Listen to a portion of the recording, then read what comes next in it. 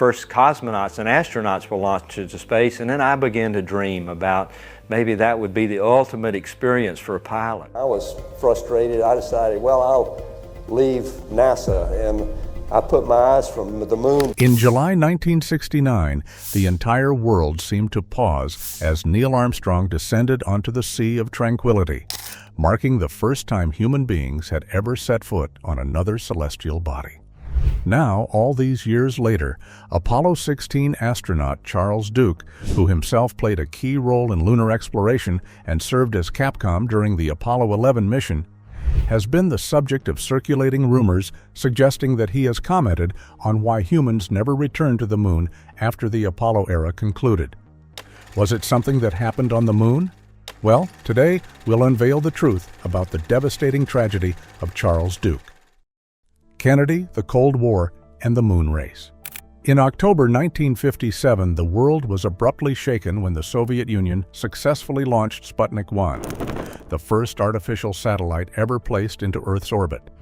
That small metallic sphere, emitting steady radio beeps as it circled overhead, was a technical breakthrough of historic proportions.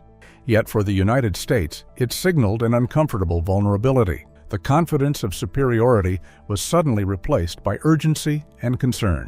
Then, in April 1961, the pressure intensified further when Yuri Gagarin became the first human being to orbit Earth aboard Vostok 1, completing a full circuit of the planet in just 108 minutes. John F. Kennedy, only a few years into his presidency, quickly recognized the strategic and symbolic implications of these developments. Kennedy addressed the Congress in May 1961 with a defining declaration. "I believe that this nation should commit itself to achieving the goal, before this decade is out, of landing a man on the moon and returning him safely to the Earth." Thus, the moon became the final frontier of the Cold War. NASA, however, was still in its infancy. Established in 1958 to consolidate America's fragmented space efforts, the agency was suddenly tasked with accomplishing something no human civilization had ever attempted. The early Mercury program laid the foundation for human spaceflight. In 1961, Alan Shepard completed America's first suborbital flight, lasting roughly 15 minutes.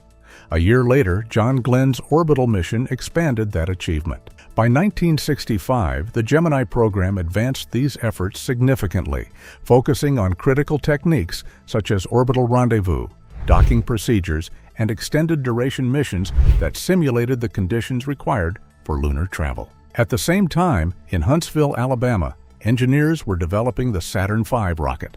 Standing 363 feet tall and weighing approximately 6.5 million pounds when fully fueled, it remains the most powerful launch vehicle ever successfully flown. Its F1 engines, each generating about 1.5 million pounds of thrust, produced an extraordinary and unprecedented level of raw power. At the Marshall Space Flight Center, engineering teams worked continuously, integrating propulsion systems, navigation controls, and structural frameworks. All of this unfolded under intense deadlines and extreme technical demands. Meanwhile, at Cape Canaveral, launch personnel rehearsed countdown sequences, emergency protocols, and launch simulations. Meanwhile, the Soviet Union continued its own parallel lunar ambitions through the Luna program, initiated in 1959. This series of robotic missions was designed to achieve orbiting, landing, and sample return capabilities on the moon. Missions such as Luna 1 through Luna 14 tested propulsion systems, guidance mechanisms, and communication links under conditions of strict secrecy. The program recorded both achievements and failures, including Luna 2's successful impact on the lunar surface in September 1959, as well as Luna 15's crash in July 1969, which occurred just 3 days before Apollo 11 achieved the first human lunar landing. Back in the United States, momentum continued to build throughout the 1960s. Gemini astronauts trained under extreme conditions, practicing every conceivable emergency scenario in water immersion facilities, wind tunnels, and high-fidelity simulators designed to replicate spaceflight stressors. Lunar modules were constructed and tested in full-scale environments, their spindly landing legs engineered to absorb impact forces while preserving delicate instruments and systems. The United States committed billions of dollars to the program. Ultimately, The Apollo program would cost approximately $24 billion at the time. This is over $200 billion in today's money. Apollo missions, triumphs, and near disasters. The summer of 1969 marked a turning point in human history as the full weight of global expectation was carried beyond Earth's atmosphere.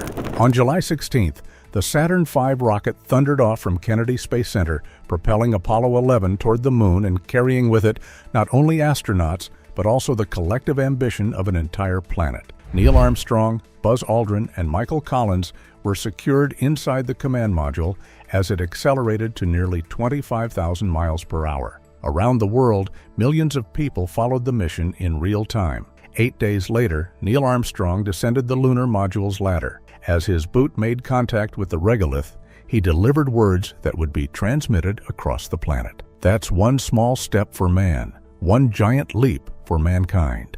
He would later describe the Apollo 11 spacecraft as the greatest engineering feat of the 20th century. Yet even this historic success was shadowed by moments of genuine danger. After Armstrong and Buzz Aldrin completed their lunar surface operations, they faced an unexpected and potentially mission-ending problem during preparation for ascent. The lunar module's ascent engine circuit breaker, essential for initiating the engine that would lift them off the moon, had been accidentally broken. Without it, ignition of the ascent stage could have failed entirely, leaving both astronauts stranded. That moment of panic, Aldrin used a felt-tip pen to bridge the damaged switch mechanism, manually completing the electrical connection. The engine then fired as intended, allowing the ascent stage to launch successfully into lunar orbit. However, the mission's challenges did not end there. During the return journey to Earth, Apollo 11's splashdown phase was carefully calculated, but unpredictable weather conditions disrupted the planned recovery coordinates. The command module landed approximately 13 miles away from the designated recovery vessel, the USS Hornet. Search and rescue teams were forced into rapid adjustment, deploying to locate and secure the capsule. Despite the deviation, all 3 astronauts were recovered safely, marking the completion of humanity's first lunar landing mission without loss of life. 3 years later, the Apollo program continued its pursuit of lunar exploration with Apollo 16, launched on April 16, 1972. The mission carried Charles Duke, John Young, and Ken Mattingly toward the moon, targeting the Descartes Highlands as their landing site. Duke, who would become the 10th human being to walk on the lunar surface, and Commander John Young spent approximately 71 hours conducting surface exploration, geological sampling, and rover-based traverses across previously unvisited terrain. By every official NASA evaluation, Apollo 16 was considered entirely successful. The mission met all objectives, performed all planned experiments, and returned its crew safely to Earth. NASA would later classify it among the most successful Apollo flights ever conducted. And yet, after this sequence of achievements, the United States brought its lunar program to an end. The Apollo era concluded. America effectively stepped away from the lunar surface. Before we move on to why, let's hold that moment in place, exactly as it stands: technological feats and hidden innovations. The Apollo 11 spacesuits, officially designated the A7L models, were extraordinary examples of engineering born out of necessity and constraint. Each suit was individually tailored for Neil Armstrong, Buzz Aldrin, and Michael Collins. Carrying a production cost of approximately $100,000 at the time, which translates to around $670,000 today. These suits were not simply garments, they were fully self-contained life support systems designed to endure the moon's extreme thermal environment, where surface temperatures could soar to about 240 degrees Fahrenheit under direct sunlight and plunge to nearly minus 280 degrees Fahrenheit in shadowed regions. However, one of the most unexpected engineering contributions to this system came not from aerospace firms, but from an entirely different industry. Playtex, widely recognized for its work in intimate apparel, partnered with the International Latex Corporation in Dover, Delaware, to help provide mobility under pressurized conditions. NASA's engineers had mastered radiation shielding, life support, and thermal regulation, But creating a suit that could remain airtight while still allowing natural movement of the human body was a far more complex challenge. The expertise Playtex brought in working with flexible, form-fitting textiles proved crucial in enabling astronauts to bend, kneel, and operate tools on the lunar surface without compromising suit integrity. The final A7L design incorporated multiple advanced layers, including aluminized mylar, Teflon, and beta cloth. Each layer served a specific purpose: reflecting solar radiation, resisting punctures from micrometeoroids, and maintaining thermal stability in a vacuum environment approximately 240,000 miles from Earth. Together, these materials formed a layered protective system. However, even this sophisticated system encountered a persistent and unexpected challenge once astronauts reached the lunar surface: dust. Lunar regolith is not soft or powder-like as often imagined. Instead, it is composed of extremely fine, jagged particles formed over billions of years by continuous micrometeorite impacts. Without the presence of wind or water erosion, these fragments remain sharp-edged and abrasive, much like microscopic shards of glass. This made the dust capable of damaging fabric, scratching instruments, and gradually degrading equipment surfaces over time. Compounding the problem, these particles are electrically charged due to prolonged exposure to solar radiation. As astronauts moved, the dust adhered strongly to suits, helmets, and tools, interfering with seals, contaminating cabin interiors, and reducing visibility.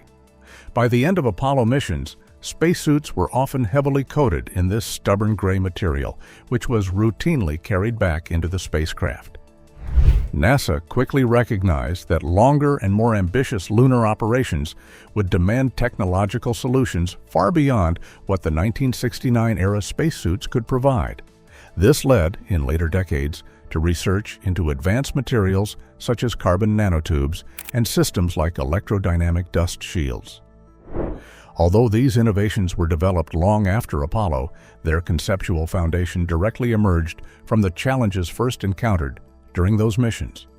Carbon nanotubes, for example, can be embedded into suit exteriors to form conductive networks capable of generating controlled electric fields. These fields repel charged dust particles, preventing them from accumulating on surfaces. Experimental systems, including prototype joints exposed to simulated lunar regolith, have demonstrated significant effectiveness, removing up to 96% of dust particles in controlled conditions. Such findings point toward a future in which astronauts could spend hundreds of hours working outside lunar habitats while minimizing the risks posed by abrasive dust contamination. Also, did you know that one of the most critical early tests, Apollo 6 in 1968, came dangerously close to catastrophe? During this uncrewed mission, multiple engine failures occurred. The second stage experienced a malfunction, and the rocket underwent severe structural vibrations that threatened to tear it apart mid-flight. Engineers monitoring the launch feared the possibility of a catastrophic explosion that could have destroyed the vehicle entirely and caused widespread damage on the ground. Despite these failures, the mission was saved through a combination of built-in redundancies and real-time corrective responses, allowing the Saturn V rocket to complete its flight profile without loss of the vehicle. Only a year later, Apollo 11 would ascend atop the same class of rocket systems, carrying its crew toward humanity's first lunar landing, unaware of how narrowly earlier test flights had escaped disaster. And yet, Apollo 11 did successfully land on the moon. And the achievement was not a one-time event. It was repeated multiple times across subsequent missions. So, why did NASA ultimately step away from returning to the moon? We'll answer that shortly. But first, let's see what Charles Duke had to say about the lunar surface. Charles Duke's claims about the moon's hidden mysteries. Apollo 16 astronaut Charles Moss. Duke Jr. became part of NASA's astronaut corps in 1966, where he quickly established a reputation for precision, calm decision-making, and strong technical capability. He was selected as the Capsule Communicator, or Capcom, for Apollo 11. In that capacity, Duke famously relayed communications to Neil Armstrong and Buzz Aldrin during humanity's first moon landing in July 1969, helping guide one of the most significant technological milestones in human history. Only a few years later, Duke transitioned from mission support to mission leadership when he commanded Apollo 16, launched on April 16, 1972. Alongside mission commander John Young and pilot Ken Mattingly, he spent approximately 71 hours on the lunar surface in the Descartes Highlands, one of the most geologically complex regions explored during the Apollo program. Over the course of his career, Duke also rose through the ranks of the United States Air Force, eventually attaining the rank of Brigadier General and accumulating thousands of hours of flight experiences across multiple aircraft types. In more recent years, various online rumors have begun circulating, saying that Duke observed unusual or unexplained phenomena on the Moon, including geometric or artificial-looking formations in the Descartes Highlands, strange luminous effects, unidentified sounds, and even subjective impressions of being observed. However, when these claims are examined against verified NASA records, official mission transcripts, and Duke's own documented interviews, they do not appear in any authenticated source. Duke himself has spoken in detail and at length about his Apollo 16 experience, particularly in NASA oral history interviews. In those accounts, he consistently described the lunar surface as strikingly alien in its natural geology. Reflecting on the moment of arrival, he stated, "The scenery up there is just fantastic. You'd have to be there to see this to believe it," he said. His descriptions emphasized the rugged terrain of the Descartes Highlands, the fine gray lunar dust covering the surface, and the stark contrast of Earth appearing as a luminous blue and white sphere suspended in a pitch-black sky. Across multiple public appearances and retrospectives, Duke reinforced the emotional magnitude of the experience, often focusing on wonder rather than ambiguity.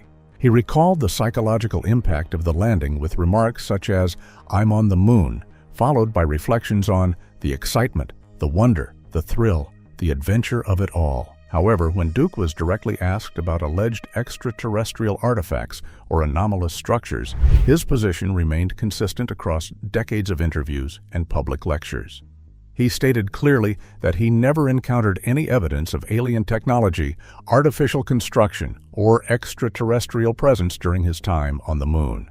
The claims associated with Duke in such viral rumors do not appear anywhere in authenticated mission documentation or in Duke's own consistent historical record. The distortion of astronaut statements is not a new phenomenon in spaceflight history. Over time, fragments of interviews and isolated remarks from Apollo astronauts have frequently been taken out of context and repurposed into sensational narratives. For example, Buzz Aldrin once described observing an unidentified object during the journey to the Moon, but in his full explanation, he clarified that it was most likely a detached panel from the Saturn V rocket rather than any unknown spacecraft. Despite this clarification, the shortened version of the story has often been circulated online as evidence of extraterrestrial contact. Similarly, Apollo 14 astronaut Edgar Mitchell expressed personal philosophical beliefs about the likelihood of intelligent life existing elsewhere in the universe, a position that has sometimes been incorrectly reframed as a claim of direct contact during Apollo missions. What we know for a fact is that during Apollo 16, Charles Duke and John Young spent roughly 71 hours on the lunar surface, traveling approximately 27 kilometers using the lunar roving vehicle and collecting about 95 kilograms of lunar rock and soil samples. When Duke reflected later on his experience, the most profound mystery he described was not related to unknown structures or phenomena, but rather to the philosophical impact of viewing Earth from another world. But if that is indeed the case, how come we have refused to go back? Why NASA stopped returning to the Moon? By the end of 1972, humanity had achieved 6 successful landings on the Moon, each leaving behind footprints, flags, and scientific instruments scattered across its barren, dust-covered surface. What had once existed only in imagination became reality when Neil Armstrong and Buzz Aldrin first stepped onto the Sea of Tranquility in July 1969. This was followed by increasingly advanced missions, including Apollo 16, where John Young and Charles Duke spent 71 hours exploring the Descartes Highlands in April 1972, and finally Apollo 17 in December 1972, when Gene Cernan and Harrison Schmitt became the last humans to walk on the Moon. With that mission, an era of direct lunar exploration came to a sudden close. But why? You see, the actual horror lay not on the moon, but back on Earth. NASA was dealing with a convergence of economic, political, and strategic realities that were too extreme to ignore. The Apollo program was enormously expensive, costing around $25.4 billion in early 1970s currency, equivalent to roughly $170 billion today. This level of spending became increasingly difficult to justify as the United States faced mounting pressures from the Vietnam War and domestic economic concerns. Public interest, which had peaked during the first moon landing, began to decline as repeated missions no longer carried the same sense of novelty or urgency. At the same time, the geopolitical context that had fueled the space race began to shift. The United States had already secured a symbolic victory over the Soviet Union by achieving the first human moon landing. Once that objective was fulfilled, the strategic motivation behind Apollo diminished. NASA and policymakers redirected their focus toward Earth orbit initiatives, including the Space Shuttle program, first launched in 1981, the Hubble Space Telescope in 1990, and the International Space Station, which began construction in 1998. But this was bound to change. The moon is back on the horizon. Advances in technology, ranging from propulsion systems to robotics and materials science, have made returning to the moon both feasible and strategically appealing. NASA is now developing the Space Launch System, designed to be the most powerful rocket ever built, capable of carrying astronauts and large payloads beyond low Earth orbit. This effort is part of the broader Artemis program, which aims to land astronauts near the moon's south pole and establish a long-term human presence. Unlike Apollo, which focused on short-duration missions, Artemis is designed with sustainability in mind. NASA is collaborating with private companies to develop reusable spacecraft, lunar landers, and orbital systems that can support continuous travel between Earth and the moon. A major driver behind this renewed effort is the moon's potential as a resource hub. Lunar soil contains materials such as titanium, aluminum, iron, and rare earth elements essential for modern technology. Additionally, helium-3, a rare isotope found in lunar regolith, has been proposed as a possible fuel for future nuclear fusion, all the while creating minimal radioactive waste. However, for now, the Outer Space Treaty prohibits nations from claiming sovereignty over celestial bodies. New legal frameworks will likely be required to prevent conflict and ensure fair access. Beyond legal challenges, the moon presents serious environmental and engineering difficulties. Lunar dust, for example, is highly abrasive and electrically charged, capable of damaging equipment and spacesuits while interfering with operations. NASA is actively researching solutions such as electrodynamic dust shields and advanced materials to mitigate these risks. The race for the moon is back on. The power that controls the resources of the moon will also control the world as we know it. Well, that's it for now. Thanks for watching. Did you like this video? If you did, please consider liking, dropping a comment, and hitting the subscribe button so that you don't miss out on our new uploads. Also, don't miss this video you see on your screen right now. It's truly unbelievable.